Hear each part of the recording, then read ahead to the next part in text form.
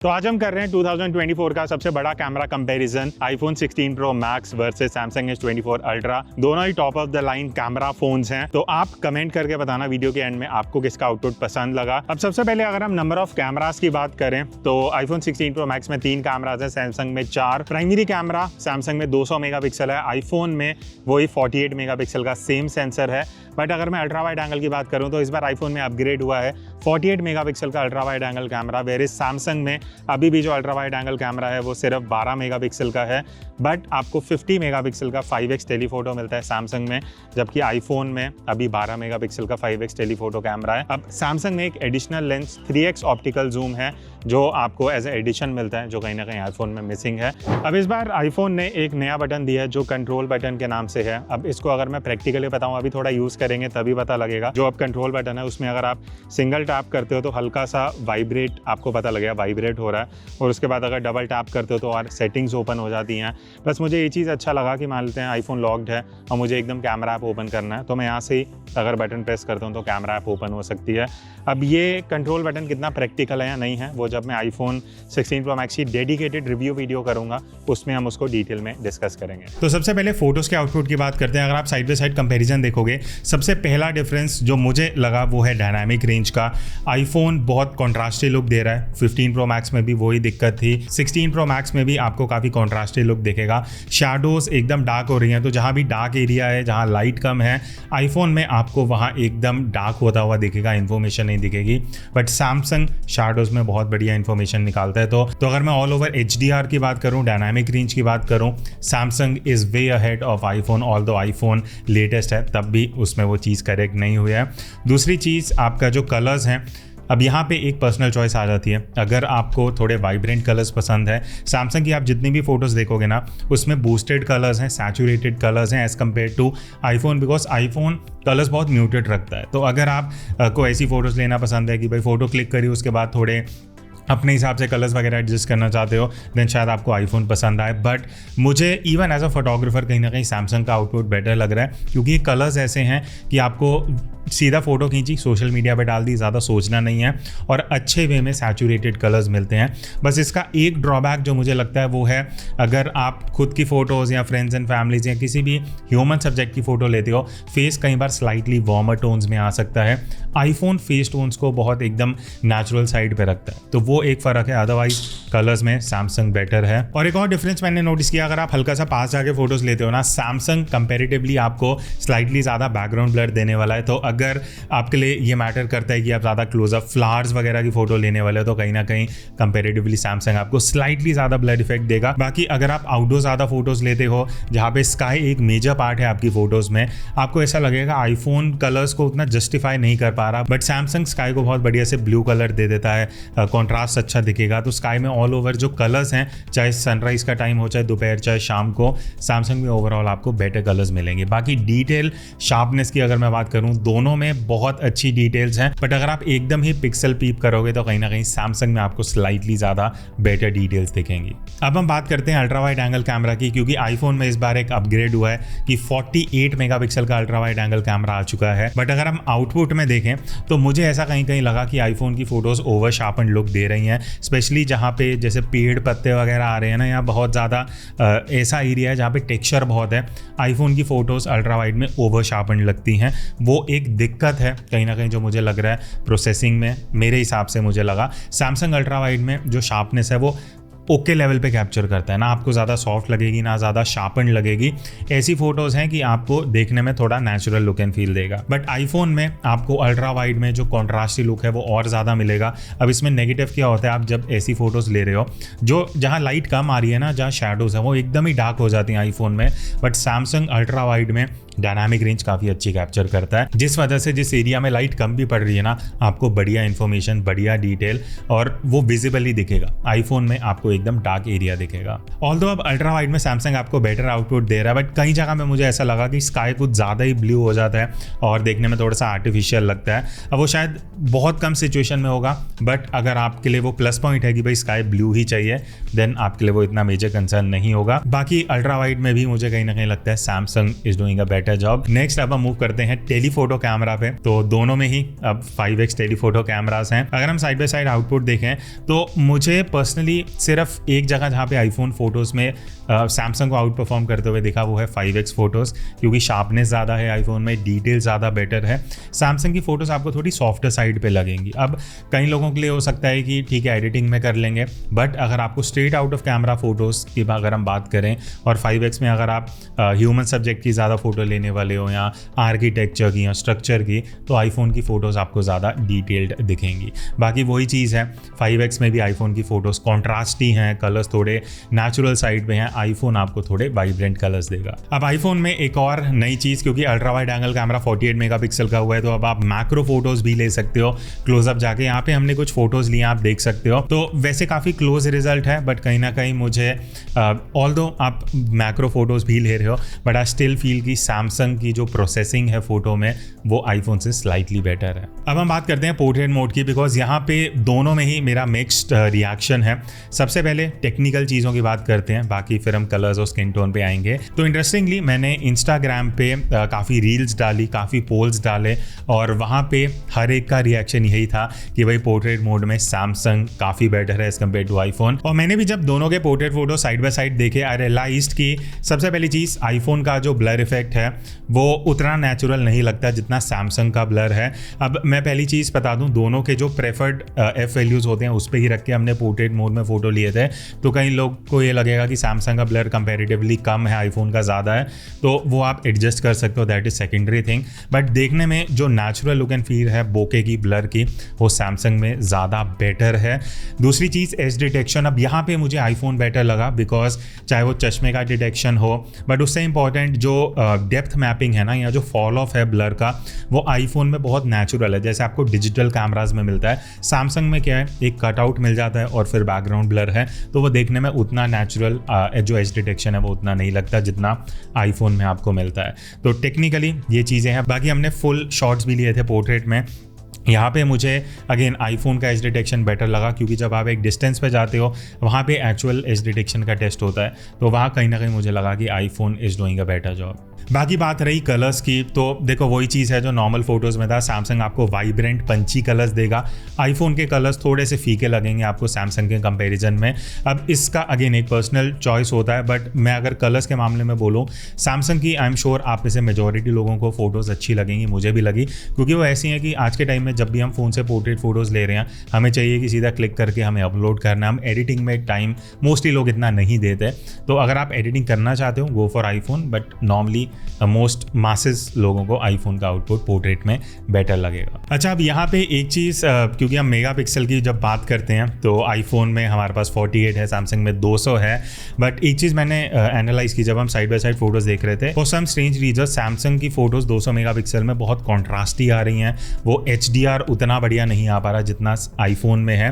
तो यहाँ पे एक ये चीज़ है, अगर आपके लिए मेगापिक्सल वो इंपॉर्टेंट है कि भाई ये हाई मेगापिक्सल पे जाके फ़ोटोज़ लेनी है, क्योंकि जब आप आईफोन में फ़ोटो लोगे तो 48 मेगापिक्सल पे अगर आपको फ़ोटोज़ लेनी है आपको रॉ मैक्स पे जाना पड़ेगा, तो वहाँ पे कहीं ना कहीं आपका जो डायनामिक रेंज है वो स्लाइटली बेटर हो जाता है। अब अगर मैं सेल्फी की बात करूँ तो दोनों में ही बहुत सिमिलर आउटपुट है, क्योंकि अब ओवर द ईयर्स दोनों ब्रांड्स ने काफ़ी रिफाइन कर दी हैं सेल्फीज़। इवन आउटडोर लाइटिंग के हिसाब से मुझे ऑलमोस्ट सिमिलर आउटपुट लगा, बट अगर मुझे दोनों में से एक चूज़ करना हो, मेरा पिक आईफोन रहेगा, क्योंकि आईफोन के जो स्किन टोन है वो बहुत नेचुरल साइड पे आता है। सैमसंग क्या करता है, फेस को कुछ ज़्यादा ही प्रेफरेंस देने के चक्कर में कई बार स्किन टोन थोड़ी वार्म हो जाती है कभी, तो वो कंसिस्टेंसी जो है वो आईफोन में है, प्लस आपकी स्किन टोन को बहुत नेचुरल साइड पे लगता है ना, हल्का सा बेटर डिटेलिंग है आईफोन में। अब हम बात करते हैं लो लाइट परफॉर्मेंस की, बिकॉज मुझे एक्सपेक्टेड था कि आईफोन अभी लेटेस्ट आ रहा है तो लो लाइट कंपेरेटिवली बेटर होगा, बट जब साइड बाय साइड फोटोज आप भी देखोगे मुझे सैमसंग वे बेटर लग रहा है, बिकॉज सैमसंग में नाइट मोड है। आईफोन में क्या है, जो ऑटोमेटिक नाइट मोड है ना वो कई बार किक इन होता है, कई बार नहीं हो पाता, जिस वजह से फोटोज सैमसंग के कंपैरिजन कंपैरिजन में बहुत ही वीक हैं। तो अगर आप लो लाइट में ज़्यादा फोटोज़ लेते हो अनडाउटेडली सैमसंग आपको काफ़ी बेटर आउटपुट देगा। हाँ, ये थोड़ा सा ज़्यादा टाइम लेता है, कई बार 3 सेकंड कई बार 5 सेकंड, बट जो फोटोज़ निकल के आती हैं वो ज़्यादा एक्सपोजर, ज़्यादा dynamic range and better colours के साथ आती हैं। अब हम बात करते हैं अल्ट्रा वाइड एंगल कैमरा की। तो डिटेल और इन्फॉर्मेशन है वो सैमसंग में काफ़ी बेटर है, बिकॉज अगेन क्योंकि नाइट मोड में अगर आप फोटोज़ ले रहे हो तो आउटपुट बेटर है, एक्सपोजर अच्छा है, इवन जो डायनामिक रेंज है जैसे शैडो में डिटेल्स और इन्फॉर्मेशन वो ऑल टुगेदर आपको सैमसंग में बेटर मिलेगा। आईफोन में क्या हो रहा है, नाइट मोड बहुत बार डिटेक्ट नहीं होता, जिस वजह से ऑल ओवर फोटोज़ बहुत डार्क रह जाती हैं और शैडो में भी उतनी डिटेल और इन्फॉर्मेशन आपको नहीं मिल पाती। बाकी हमने यहाँ कुछ 5x जूम करके भी फ़ोटोज़ लिए थे, कुछ सैम्पल्स हैं। तो टेलीफोटो में भी अगेन वही चीज़ है, सैमसंग में थोड़ा सा मेरे को एज लग रहा है। आईफोन भी अच्छा काम कर रहा है, डिटेल अच्छा है, इन्फॉर्मेशन अच्छा है, फेस में डिटेल भी अच्छी है, बट अगेन वही है, लो लाइट फोटोज़ में सैमसंग इज़ द विनर। फिर एंड में हमने कुछ पोर्ट्रेट्स भी कैप्चर किए थे, वो सैम्पल्स आप यहाँ देख सकते हो। तो बैकग्राउंड ब्लर दोनों में ही डिटेक्ट हो रहा है, दोनों में ही अच्छा आउटपुट आ रहा है। एक कंपैरिजन के लिए यहाँ पे मैं कुछ सैंपल्स डाल दूंगा। तो अगर आप भी अपने मोबाइल कैमरा को यूज करके कुछ इस तरीके की प्रोफेशनल फोटोज लेना चाहते हो, मैं आपको हेल्प कर सकता हूं, बिकॉज मैंने एक मोबाइल फोटोग्राफी कोर्स डिजाइन करा है जो पिछले मैंने 12 सालों में जितना भी सीखा अबाउट फोटोग्राफी वो इस कोर्स में मैंने शेयर किया है। तो इस कोर्स में टोटल 19 वीडियोस हैं और ये 4 घंटे का कोर्स है जहां आपको कंपोजिशन, लाइटिंग, फ्रेमिंग टिप्स की कैसे आपको कैमरा की सेटिंग्स यूज करनी है शार्प और क्लियर फोटोज लेने में, और कैसे आप डिफरेंट सिचुएशन में, चाहे वो ट्रैवल फोटोग्राफी हो, पोर्ट्रेट, लो लाइट, लैंडस्केप, हर एक सिचुएशन की जो टिप्स हैं वो मैंने इस कोर्स में शेयर की हैं। और टुवर्ड्स द एंड आपको ये सीखने को मिलेगा कि फोटोज को कैसे एडिट करना है, और जब आप इंस्टाग्राम पे अपलोड करते हो तो एज अ इन्फ्लुएंसर या कंटेंट क्रिएटर आपको क्या क्या चीजें ध्यान रखनी चाहिए। फिर चाहे आप एंड्रॉइड से फोटोज लेते हो या आईफोन से, ये जो कोर्स है ये दोनों यूजर्स के लिए है। और ये जो कोर्स है स्पेशली बिगिनर फोटोग्राफर्स के लिए डिजाइंड है। तो अगर आपको कुछ आइडिया नहीं है कि कैमरा सेटिंग्स कैसे यूज करनी है, फोटोग्राफी क्या होता है, मैं A to Z सारा फंडामेंटल्स और टेक्निकल एस्पेक्ट्स क्लियर करने वाला हूँ। सो जॉइन दिस कोर्स और मेरे साथ इस जर्नी में आओ जहाँ पे मैं आपको फोटोग्राफी के बारे में डिटेल में बताने वाला हूँ कि कैसे आप किसी भी फ़ोन से बढ़िया फोटोज़ ले सकते हो। ओके, तो अब बात करते हैं वीडियोस की, बिकॉज एज यूजुअल मेरा पिछले 2-3 साल से ही रहा है, वीडियो के लिए फ़ोन चाहिए तो आईफोन, फोटोज़ के लिए सैमसंग, बट अब देखते हैं कि क्या चेंज हुआ है। तो अब वीडियो का थोड़ा कंपैरिजन करते हैं। दोनों में मैंने 4K डाल लिया for better comparison, 4K 60 FPS। तो अभी तो विंडो लाइट आ रही है, आपको एग्जैक्ट आइडिया लग जाएगा कि अगर आप ब्लॉगिंग के लिए या इस तरीके के फेस वीडियोस बनाना चाहते हो तो क्या डिफरेंस है आईफोन 16 प्रो मैक्स में, क्या बेटर हुआ है या स्टिल सैमसंग इज बेटर कहीं ना कहीं। और यहाँ पे अब एक्सट्रीम टेस्ट है बिकॉज ये एकदम बैक लाइट है, मेरे पीछे है विंडो, आगे से कोई भी ऐसा लाइट सोर्स नहीं है। तो यहाँ पे कौन बेटर डायनामिक रेंज निकाल रहा है, पीछे एक्सपोजर कैसे आ रहा है, मेरे फेस पे कैसे आ रहा है, तो वो एक बढ़िया आइडिया लग जाएगा। एंड बाय द वे ये एक और वीडियो है जिस पे अभी हम काम कर रहे हैं। आई थिंक ऑलरेडी जब तक ये वीडियो आ रही आ चुकी होगी, इसके बाद आएगी। ये एक DJI का ड्रोन है जो $200 का, इंडिया में नॉट श्योर कितने प्राइस का आएगा, बट इसके बारे में भी वीडियो जल्दी आने वाली है। बाकी और भी हमने काफ़ी सैम्पल्स हैं जो शूट किए हैं। एक बार इंडोर का मैं आपको एक आइडिया दे देता हूँ, फ्लिकर का देख लेते हैं क्या है कैसे है, बिकॉज यहाँ पे अब ट्यूब लाइट है, विंडो लाइट खत्म हो चुकी है, तो यहाँ पे भी बढ़िया आइडिया लग जाएगा। दोनों में अगर आप इंडोर वीडियो बना रहे हो it will give you fair idea. अब आउटडोर चलते हैं एंड बाहर के कुछ सैंपल्स देखते हैं। अब वीडियो में मेरे लिए अभी भी क्लियर विनर आईफोन है, बट क्यों है उसकी बात करते हैं। अगर आप वीडियोस देखोगे side by side, Samsung video में बहुत कॉन्ट्रास्टी लुक देता है, जहाँ शैडोज हैं, जहाँ कम लाइट है उसको वो और डार्क कर देता है। तो कई लोगों को शायद ये लुक पसंद आए straight out of camera, but अगर आप एक सीरियस वीडियो क्रिएटर हो, आपको थोड़ा नेचुरल लुक एंड फील चाहिए, आपको चाहिए डायनामिक रेंज अच्छा है, तो वहाँ पे आईफोन का एज आता है। इसलिए आईफोन मोस्टली लोग क्यों प्रेफर करते हैं वीडियोस के लिए, वो इसीलिए है कि देखने में बहुत नेचुरल लुक लगता है। सैमसंग में एक और चीज़ है, जो वीडियोस हैं वो थोड़ी ओवर शार्पन लगती हैं, बट आईफोन में ऐसा नहीं है। आईफोन में जो आपको वीडियो में शार्पनेस है वो एकदम सही लेवल पे आती है जैसे आप प्रेफर करोगे एक वीडियो से। तो इस वजह से आईफोन की तरफ मेरा भी अभी चॉइस रहेगा। ऑल्दो मुझे 15 प्रो मैक्स से 16 प्रो मैक्स में इतना कुछ इंप्रूवमेंट नहीं दिखा, बट जब हम S24 अल्ट्रा से कंपैरिजन की बात कर रहे हैं, स्टिल मैं आईफोन 16 प्रो मैक्स ही प्रेफर करूंगा। नेक्स्ट अब हम बात करते हैं अल्ट्रा वाइड एंगल वीडियो की। तो हमने अल्ट्रा वाइड पे स्विच कर लिया इंडोर वीडियोस के लिए, बिकॉज बहुत से लोग अगर आप ब्लॉगिंग के लिए देख रहे हो तो आई एम श्योर आपने देखा होगा मोस्टली लोग रियर कैमरा से वीडियो शूट करते हैं अल्ट्रा वाइड पे। तो अभी मैं विंडो लाइट यूज़ कर रहा हूँ। अगेन अल्ट्रा वाइड में एक बार बैक लाइट भी देख लेते हैं, बिकॉज जब आप शूट कर रहे हो वीडियोस अलग अलग लाइटिंग आती हैं एंड मुझे पर्टिकुलरली देखना है कि बैक लाइट में कैसे काम कर रहा है। बाकी इंडोर अभी हैं तो you will get a fair idea अगर आप घर पे भी वीडियोस वगैरह बनाते हो कैसे आउटपुट आने वाला है।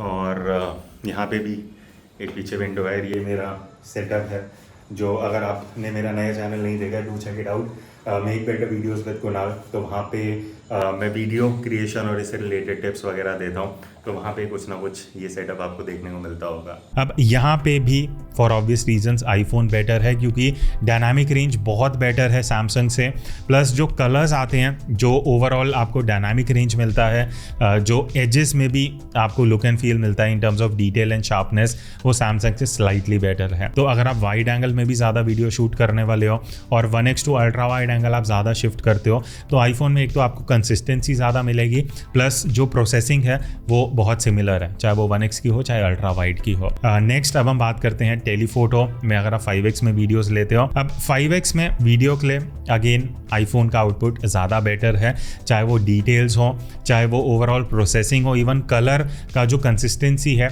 जब आप टेलीफोटो में जूम करते हो तो आईफोन आपको ज़्यादा बेटर लुक एंड फील देगा।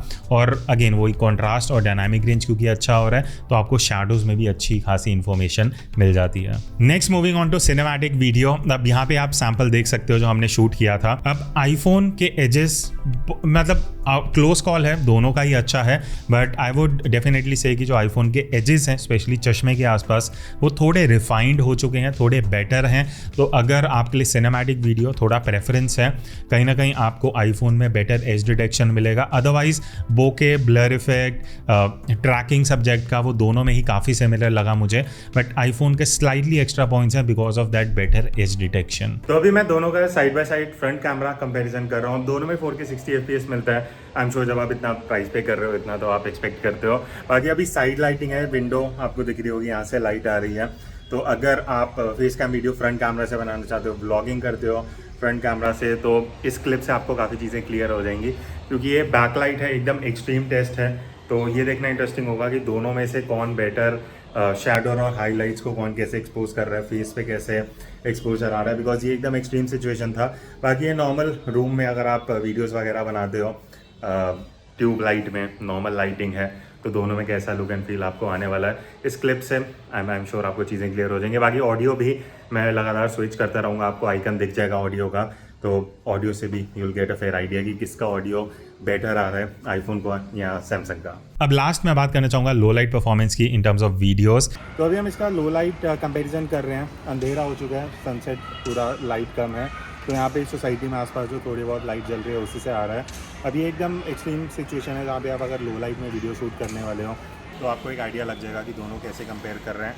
IPhone being the latest phone, देखते हैं कि वो एक फ्लेयर वाला इशू है, वो अभी हम टेस्ट करेंगे, बट अभी के हिसाब से जस्ट ये देख रहे हैं कि अगर आप लो लाइट में वीडियो शूट कर रहे हो तो कौन ज़्यादा बेटर डिटेल और शैडो में इंफॉर्मेशन निकाल पा रहा है। तो सैमसंग ऑल ओवर मुझे शार्पर लगा।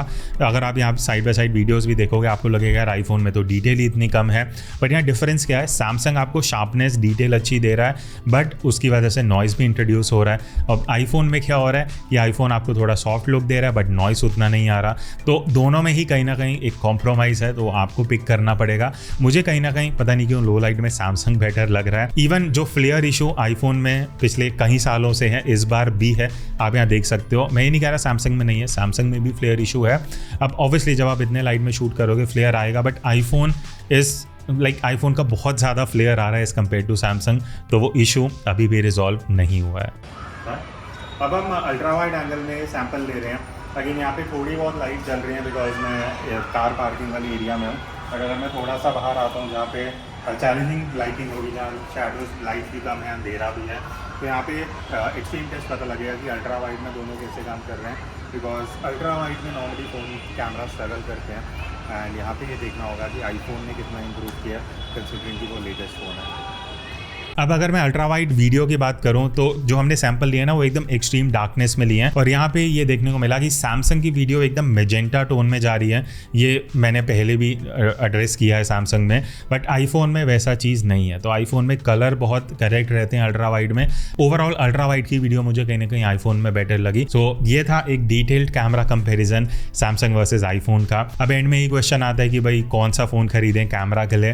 तो मेरा आंसर अभी भी वही रहेगा, अगर आपके लिए फोटोज प्रायोरिटी हैं, गो फॉर सैमसंग। आईफोन अभी भी फोटोज में उतना बेटर नहीं हुआ है हमारी इंडिया की लाइटिंग के हिसाब से, बट वीडियोस में अभी भी आईफोन का एज है। तो मैं बोलूँगा अगर आप एक बैलेंस्ड फ़ोन देख रहे हो, मान लेते हैं आपको फोटोज़ वीडियोस दोनों लेने हैं, वीडियो थोड़ा कम प्रायोरिटी है, S24 Ultra could be your choice, but अगर आप मेजरली वीडियो ही शूट करते हो 70% या उससे ज़्यादा, देन गो फॉर आईफोन। तो आपके क्या चॉइस रहेगा, do comment and let me no. और आईफोन 16 Pro Max के और बहुत कंपेरिजन्स आ रहे हैं, आपको किसके साथ चाहिए, 15, 14 या और कोई रिक्वेस्ट हो, do comment and let me know. I will see you in the next video, तब तक take care and keep clicking.